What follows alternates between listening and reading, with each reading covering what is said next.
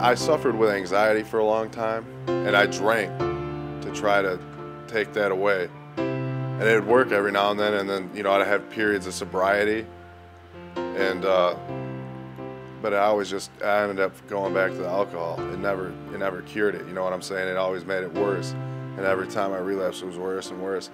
Well, it got to the point that it was starting to affect my health, and I lost my job, and I went to the hospital, and you know, my hospital bills went through the roof, and I got out of the hospital, and they gave me like medication, and I took like 2 months worth of medication in like a week, you know, and I'd lost my job, and then I ran out of the medicine, and I gave up all hope, and at that point, then my family kicked me out, so I was just like, there was nowhere to go, nowhere to live, and it was in the middle of winter in Detroit, so I'm just sitting in my car, not knowing what to do, obviously, and you know, going through the alcohol withdrawals and all that, because I was drinking heavily before I went to the hospital, and it all got out of control, and I gave up hope, and I'm like, I can't fight no more,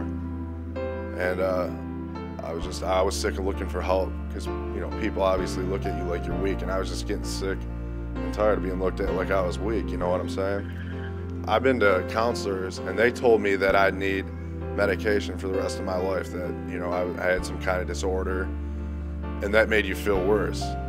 One day after work, and this was after like struggling, I'd have periods of sobriety, you know, rehabs, you name it, in and out, and I started to realize that there was a higher power like seeing me through it, but I didn't know where to go to find more truth out about him, if you know what I mean. I went out in my car, and I just felt like I should pray to him and ask him for his help, but to know where to go for his help. And I asked, you know, Allah, Buddha, you know, God, whoever you are, if you could just show me the truth and where to find the truth, you know, where I can find out more about you. And then a year and a half after I prayed that, I pretty much ended up here. I got saved the first day I was here. Dr. Cal Streeter saved me. And I was like, how did you know what I needed to hear? I mean, it's like you were reading it for me. It was just crazy. It's like I needed to hear exactly what he was telling me. That's what I was looking for the whole time. And then ever since, you know, that was the first day. It's been a year and 2 months.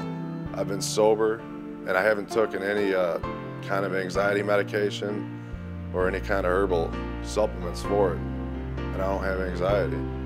A church that you didn't even grow up in, you have nothing to offer them, you come there broke, and they accept you with open arms. I mean, you know what I'm saying? That's a church I want to belong to. Because I went to Man, and they gave me medicines, and they've also tried to counsel me, and it didn't do anything.